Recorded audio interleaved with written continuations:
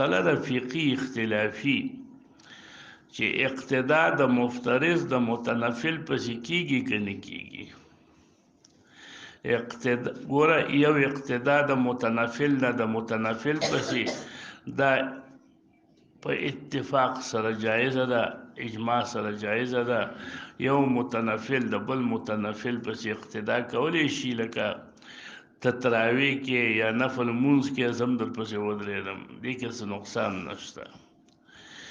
یو اقتدا ده د متنفل د مفترض پسې، په دې مې اجماع ده چې دا جایزه ده متنفل سړی د مفترض پسې اقتدا کوي. زه مخکې فرضي مونځ کوم، شاته راپسې ته ودرېدې نفل کې، دې کې څه نقصان خو نشته. اختلافي مسله چې دا هغه دا ده چې اقتدا د مفترض د متنفل پسې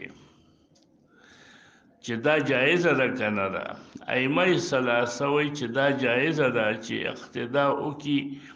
مفترض د متنفل پسې. او امام ابو حنیفه رحمه الله وایي دا جایزه نه ده. وایي ځکه مونځ د امام چې دی، امام خو ضامن دی،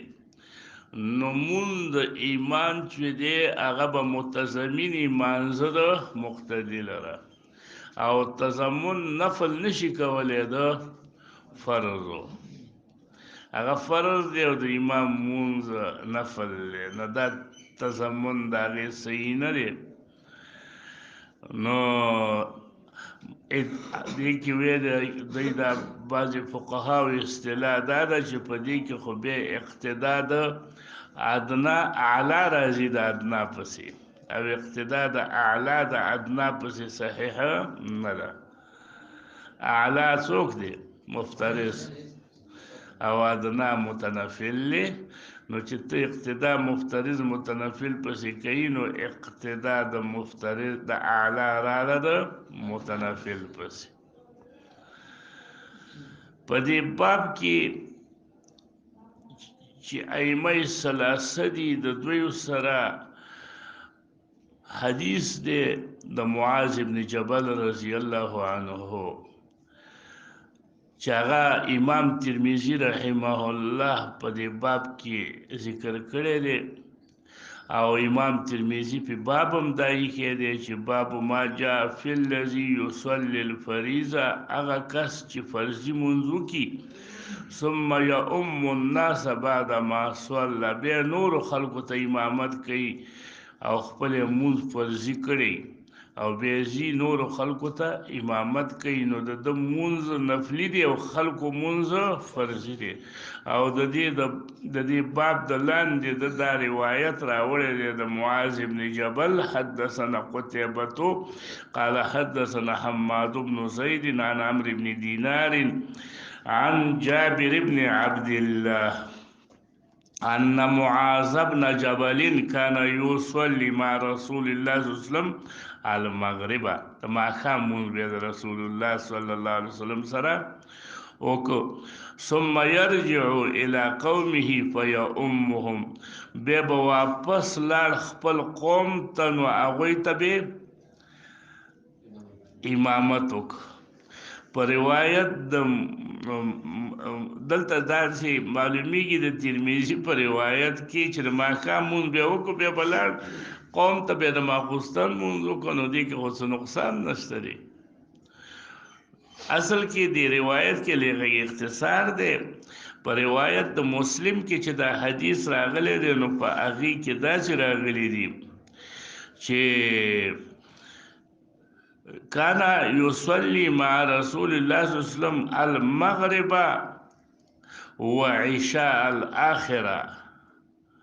رسول الله صلی الله علیه وسلم سره بیا د ماښام مونځ هم وکړو او د ماخوستن مونځ بیا هم وکړو. نو ثم يرجع الى قومه فيؤمهم، نو بیا مسله صحیح شوه. بلکې په بعضې روایت کې ورسره راځي، لکه په مصنف د عبدالرزاق کې دا روایت، او د طحاوي کې او د دارقطني کې دا الفاظ راغلي دي چې هي له تطوع ولهم فریضة، دغه مونځ به د ده دپاره تطوع شو او د دوی لپاره به څه شو فرض. نو د دې روایاتو د مجموعې نه داسې معلومیږي چې د ماخوستن مونځ بیا وکړو بیا به لاړو نو د ده دپاره به دغه ماخوستن مونځ نفلي شو او د هغوی دپاره به فرضي شو. نو امامت د متنفل مفترض ته راغی.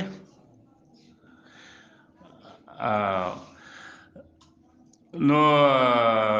د دې روایت نه دا معلومیږي نو دا معلومه شوه چې دا جایز دی ځکه رسول الله صلی الله علیه وسلم دا منع کړی نه دی. وی والعمل على هذا عند اصحابنا الشافعي واحمد واسحاق دوی دا وایي چې دا د متنفل د مفترض پسې جایزه ده. قالوا إذا أما الرجل القوم في المكتوبة وقد كان صلاها قبل ذلك أن الصلاة تم مون دا هغه چا چې چا اقتدا کړې ده د دې متنفل پسې دا جایز دی. واحتجوا بحديث جابر في قصة معاذ او احتجاج په دغه حدیث دی چې دا مخکې تیر شو د جابر ابن عبدالله روایت چې قصه د چا کوله او دا حدیث د جابر چې دی صحیح وقد روي من غیر وجه عن جابر وروي عن ابي الدرداء. اوس په دې باندې یو اثرم پیش کړي انه سئل عن رجل ابو درداء نه سوال وکړل شو د یو سړي په باره کې دخل المسجد والقوم في صلاة العصر. دا یوه بله مسله پې مرتب کوي. د دې مسلې د ترتب نه علاوه زموږ فقه حنفي په دغه روایت د جابر کې هغوی استدلال کړی دی په هغه الفاظو باندې چې کوم الفاظ وصف طحاوي نقل کړي دي په دغه حدیث کې. د هغې الفاظ دا دي چې کله دې داسې وکړه رسول الله صلی الله علیه وسلم ته شکایت لاړه نو رسول الله صلی الله علیه وسلم معاذ راوغوښته او ورته وویله یا معاذ لا تکن فتانا ته په فتنه کې اچونکی مه جوړېږه. اما ان تصلي معي و اما ان تخفف یا زما سره مونځ کوه یوازې او یا زه هغوی ته څه کوه تخفیف سره مونځ کوه علی قومک ستا قوم ته. اوس دې کې چې ته وګوره ځان سره دغه حدیث الفاظ ولیکي چې اما ان تصلي معي و اما ان تخفف علی قومک. نو په دې کې دوه تقدیر را علماو را ایستلی دي. یو امام ابن حجر رحمه الله ویلی دی په فتح الباری کې او یو امام طحاوی رحمه الله د دغه الفاظو نه استدلال کړی دی. امام طحاوی رحمه الله د دې نه داسې استدلال کړی دی چې معنا د دې دا ده چې اما ان تصلي معي و اما ان تخفف چې اما ان تصلي معي ولا تصلي بقومك یا زما سره مونځ کوه قوم ته دې مونځ مه کوه و اما ان تخفف بقومک یا زه خپل قوم ته په تخفیف سره مونځ کوه ولا تصلي معي ما سره مونځ مه کوه یا ما سره ځان له مونځ کوه قوم ته مه کوه یا زه قوم ته مونځ کوه په تخفیف سره ما سره مونځ مه کوه. دا طحاوي وایي دا تقدیر د امام طحاوي دی. یو تقدیر دی په دې حدیث کې اما ان تصلي معي و اما ان تخفف د امام ابن حجر رحمه الله په فتح الباری کې هغه وایي معنا دا ده چې اما ان تصلي معي فقط اذا لم تخفف ته کله چې ته قوم ته تخفیف نه کوې همدغسې مونځونه کوې دا اوږده اوږده نو بیا صرف ما سره مونځ کوه. و اما ان تخفف بقومك فتصلي معي او که ته قوم ته تخفیف کې نو بیا ما سره مونځ کوه او زه قوم ته په تخفیف مونځ کوه. نو کوم یو تقدیر وایي ښه دی؟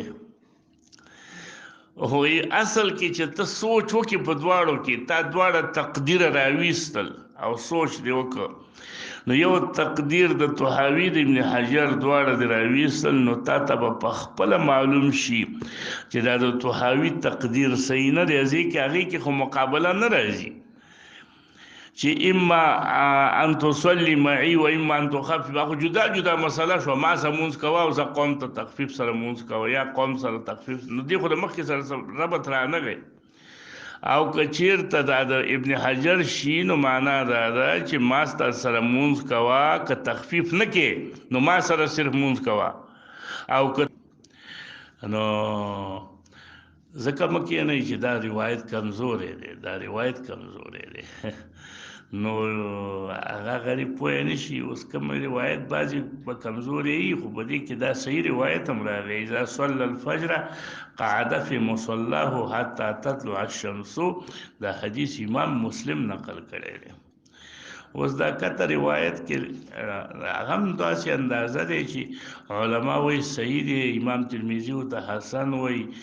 امام منذري وایي وله شواهد نو خو بیم ابو زلال په نامه یو راوي پکې لږ متکلم فيه دی هغه دا چې قال رسول الله صلی الله علیه وسلم من صلى الغداة في جماعة ثم قعد يذكر الله حتى تطلع الشمس ثم صلى ركعتين كانت له كأجر حجة وعمرة دا یو روایت دی قال رسول الله صلی الله علیه وسلم تامة نو د تمام کی اشاره د مبالغه ته چې دا حج او عمره چې دا موصوف وي په تمام سره یعنی تمام حج ثواب تمام عمره ثواب دا حدیث امام ترمذی وی حدیث حسن دا حدیث حسن دی دغه رنګ نو به د امام منذری د ابو داود کې وی له شواهد په تحفة الاحوزی کې مبارک پوری صاحب هم وایي چې دا له شواهد او دا هغه یو شاهد یې را نقل کړی دی چې حدیث د ابو امامه دی چې رسول الله وایي من صلى صلاة الغداة في جماعة ثم جلس يذكر الله حتى تطلع الشمس ثم قام فصلى ركعتين انقلب بأجر حجة وعمرة دا امام ترمذی نقل کړی دی امام منذری نقل کړی دی په ترغیب کې ویلي دی اسناده جید نور روایات په دې باب کې کثیر دي نو د دې وجه نه دا روایات چې د اجر د حج ملاویږي دا قابل د استدلال دي او دا صحیح دي وسألت محمد بن اسماعیل عن ابي زلال فقال هو مقارب الحديث امام بخاری ګور ابو زلال تم وایي چې دا حدیث د قابل د استدلال دی مقارب الحديث الفاظ د چا دي د تعدیل دي باب ما ذکر فی الالتفات فی الصلاة التفات فی الصلاة پرچی لسی کزا دا بقایا با سبا انشاءاللہ ختم شي